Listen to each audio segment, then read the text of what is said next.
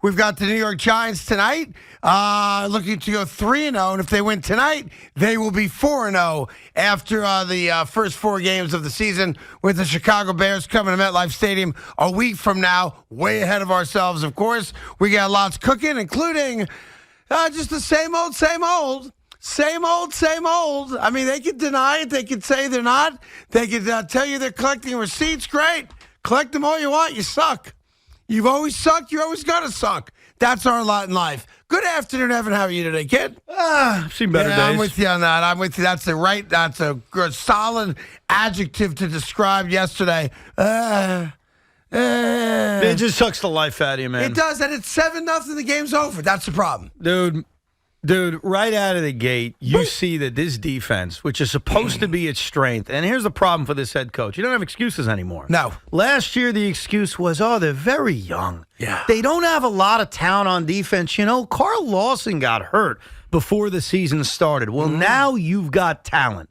I'd argue the Jets have more talent than the New York Giants. I think on paper you could go man for man. It's probably an accurate statement. That's not a knock. No, it's not a knock. Here's the compliment that you're waiting for.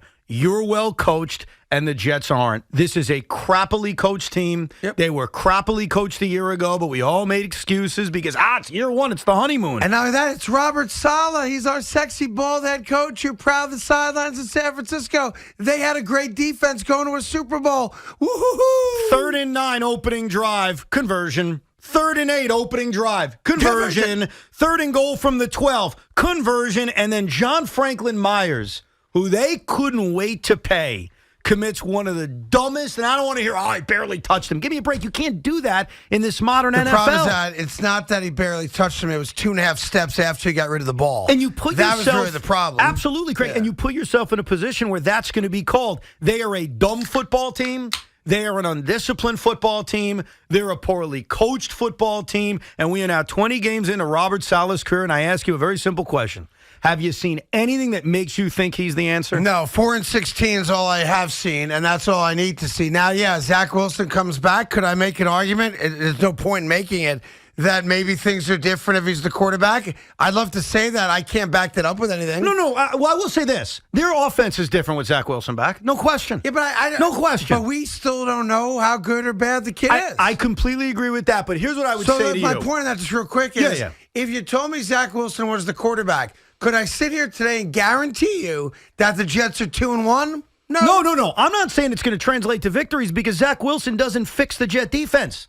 Zach Wilson doesn't fix the undisciplined penalties. Well, I would say that a better offense makes the defense better because they're not on the field as much. But you're talking about the opening drive. Here's what, exactly. That's why. Because I'm talking about the first 3 drives of the game. Right. That's what I'm talking about. I'm talking about 3rd and 9 right out of the gate after the Bengals give you a gift and they're called for a delay of game. That has nothing to do with the defense being on the field too much. Nothing to do with it. So, Zach Wilson on the field next week will give me goosebumps. I'll be excited. You won't have a freaking statue behind center. Yes, it gives the Jets a better chance to win. Yeah. But I'll ask you this, Coach. What's going to fix this garbage defense? What are you going to do about fixing this garbage defense? They have way too much talent to play like this. The talent excuse is out the freaking window. This is about coaching now. No, period, stop. That's what it is. And if anything, the Jets should be better defensively because he's a defensive guy. That's supposed to be his expertise, right? And we have more talent maybe position by position on offense, but it's a bleep show.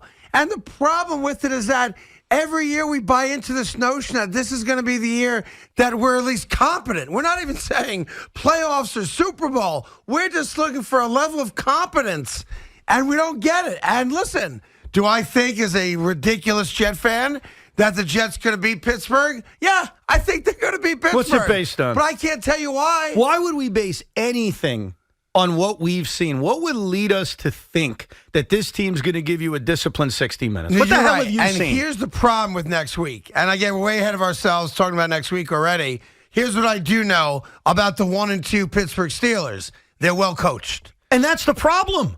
The problem moving forward, and I don't want to be the guy who every 2 years is replacing the coaching staff. I don't want that. None of us want that. But all we can do as fans is react to what we see. That's all we can do. Well, I have sat there, you have sat there, we've all sat there, and we've watched 20 football games coached by this staff. Yep. And quite frankly, it's as bad, if not worse, than Gase. It's as bad as, if not worse, than Todd Bowles. It's as bad as anything we've seen. And we're all sitting here hoping something's going to change. I see an undisciplined football team. Which drives me nuts is that if you want to tell me Sauce Gardner committed an undisciplined penalty, I would at least be able to say to myself, Craig, he's only been in the league for 3 games. Right. If Garrett Wilson committed an undisciplined penalty, I'd say, it's only been 3 games. What the hell is the excuse for Corey Davis? I know we didn't see it because CBS couldn't get their ass out of there. You know what? Because we couldn't see half the game, or at least 5 minutes of the game. Out of their ass. I'm sorry. Ass is out of I'm anything. agitated. I apologize. It's head. I thought that was the best part of the game. Yeah, it was great. When CBS lost its feed and they went to commercial break 3 times, had no idea what they were doing. Embarrassing. Or how to do it, and then went to the guys at the NFL Today to cover the game. To me, the blackout was the best part of the game. I was pissed that they actually figured out a way to broadcast the game. I get you. I was very upset about that. I was like, yes, even CBS recognizes that this isn't worth watching. The only bad thing was they didn't turn us to another game. The problem to was protect the local market. They were actually driving when they gave us away. Yeah. Like, we're watching the Jets actually have a drive thinking, here we go, We're here we at the go. 45, we might do something. And then all of a sudden, I'm looking at a Chipotle commercial. And trust me, I love Chipotle, but not in that moment. I do want to get that garlic Asiago steak, though. I'm going to tell you that But now. you can't have veteran players like John Franklin Myers, who's been a nightmare since they gave him that contract, and Corey Davis missed the drops. You can't have those guys, Craig, being the ones that commit the brain-dead penalties. And I know what the Jets are going to say. First, they're going to announce Zach Wilson starting against Pittsburgh. We know that. And then the next thing's going to say, well, you know what? 3 weeks in, we haven't had our guys out there because Zach has been on the sideline. So before you judge us and bury us, wait till you see what we do with our full players. No. Here's the problem with that. That's what they're going to say. You're triggering me right now. Here's the problem. Well, hold on. You don't deny. You agree with me. No. That's going to be the rhetoric. They could say whatever they want. Yeah. I agree. Here's what I'll agree with. I do actually believe that Zach Wilson in this offense, instead of the walking statue Joe Flacco, actually makes a significant difference. Okay. I agree. Let's put that aside. Your defense sucks. That's the problem. And that's the thing Robert Saleh's got to figure out. You're not calling defensive plays. Maybe you should. This is your baby, and it's awful. And last year, it was all these built-in excuses of, Brandon Echols is really young. Bryce Hall is really young. Dude, you've got talent on defense where you should not be playing like this. Yep. The Cincinnati Bengals won the opening coin toss and said, give us the freaking ball. And you had a chance right out of the gate to get off the field. Yep. And you didn't. Yep. And your safeties are awful. Jordan Whitehead, what are you even doing here at this point? So listen, Zach Wilson will make a difference. I'm actually excited about that. I'm even confident about He's that. got a chance, obviously. You're not playing against a very good football team. But how is he fixing the defense? How you doing that, Coach? How you doing that? I don't think he's got the answer. And listen, the Quinnen Williams argument on the sideline with their defensive line coach, Aaron Wycotton, to me, says all you need to know. And if you don't know what the argument was about that we learned after the game, that Quinnen Williams was pissed that rather than let their front four, which he believes is the strength of their defense, to go get Joe Burrow yesterday against the worst offensive line of football, at least statistically, through 2 weeks, giving up 13 sacks in the first 2 weeks, that he said, we got this. And this was specifically on the touchdown where we missed the tackle and all that. Yep. And we've got 7 guys on the line of scrimmage, leaving our secondary bare. Essentially, everybody's in man-to-man coverage, or they call cover zero, whatever the hell they call it. I don't know. That he was pissed off. Yeah. Because he took it as a personal front. He goes, we're good enough to get to Joe Burrow. Let the linebackers play back. Like, why we have 7 guys on the line of scrimmage? And that became a sideline fight. Hey, By the way, I respect Quinnen Williams for that. Well, listen, I have no problem with players showing their emotion and getting angry in the middle of a game. I thought what was more telling is what DJ Reed said after the game. DJ Reed, who's been one of their better defensive players, who's a veteran in this league, called out the coaching staff, called out his teammates, and said, this lack of communication, it's unacceptable. Right. And he's but right. That starts with Saleh. Of course it starts with Saleh. And DJ Reed is right. I mean, even in that first game against the Ravens, where we all said, the defense, they look good. What was the problem with the defense in that game? Miscommunication, allowing a big play to Devin Duvernay. Right. That was their problem against Baltimore, and it's continued. And if you've got a veteran player who's actually played pretty well, calling that out, and essentially calling out the coaching staff, and we're 3 weeks in. Yeah, We're it's going to be a only 3 long weeks winter. in, bro. And you've got veteran players calling out basically how unprepared this coaching staff is. Yeah. It's got to be fixed. Their biggest issues right now don't even involve Zach Wilson or the offensive line. Because you know what? The offensive line's flawed right now, and George Fant's banged up. And I'm not trying to minimize it, but I actually think if you put a mobile quarterback behind this offensive makes line. the offensive line better. Look at Joe Burrow. Overnight, it makes them better. Let me ask you a question. Yep. If you take Joe Burrow and you put him behind the Jet offensive line and you put Joe Flacco behind the Bengals offensive line yesterday, what happens? We have a much better chance to win the football game. Joe Flacco gets sacked 7 times. Yeah, probably. Joe Burrow did a tremendous job when there was pressure of getting away and creating a play out of nothing. Joe Flacco's got no chance to do that. No, because he's a cigar stir Indian. But it's not even, I don't want to put this on Joe Flacco. He is what he is. You know, any expectations of him being anything other than that, stupid. And we all got caught up in the fact that, he scored 31 points against the Browns. We should have known better. We should have known better. The Bengals came in wounded, 0-2, a beatable team, their season on the line, and we basically just handed them a W. That's all we did. We didn't compete. We really didn't. And that starts with the coaching staff. And listen, as Evan said, when you're 4-16 after 20 games, which I think what his record is, right? And you're 1-2, there's no reason to think it's going to change. And that's a problem. Like Robert Saleh was supposed to represent change from incompetence. We knew we weren't going to win a Super Bowl in his first 2 years, but we had an expectation, rightfully so, that at least we were going to play competitive, competent football. Now, I'm with Evan. I'll give the offense a break. Our quarterback's not playing. Fine, I can accept that for a couple weeks, sure. But when your head coach is a defensive-minded head coach and Joe Douglas has given you better players to play defense for you, and you got some guys that didn't play last year back who are healthy now, and we know as fans that at 7-0, it's a wrap, and you let the Bengals score right out of the gate. Like, think about this. 95% of the teams in the last 2 years that have won the toss have deferred. They put their defense on the field, and they roll the dice that they can make a stop. Nobody does that against the Jets because they know score a touchdown on your opening drive, the game's over. And it was again yesterday. It's embarrassing. I was embarrassed. You should be embarrassed. It's your fault.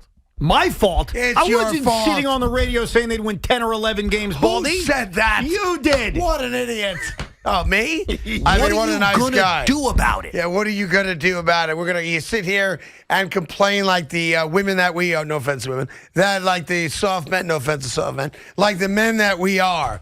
We're going to yell and scream and complain. What are we supposed and to do? Guess what? Guess what? Good news. Good news. Yeah? Woody Johnson's going to tweet out what uniform colors they're wearing Great. on Sunday against the Steelers. Like I give a rat's rear end. Bro, our bar right now is simply, I'm going to sound like you, okay? Yeah, man. You always say, Evan, I just want to be entertained That's when I'm all watching I want. sports. Give me something fun. And my answer is I'd rather see my team blow another team out. Except when I'm talking about the New York Jets right now, as much as we want to see wins, we're looking for competence. We're looking for, at 3:55 on Sunday, a chance to win. And other than the Cleveland Browns, by the gift of the football gods, handing the Jets a game, Craig, through 3 weeks, have they really been competitive? No, they have not been. There have been moments That's the early problem. in these games in which you knew it was over. To me, when John Franklin Myers commits that brutal roughing the passer, and it's 7-6, Greg Zuerlein's kicked a few field goals, you're about to get off the field, here we go.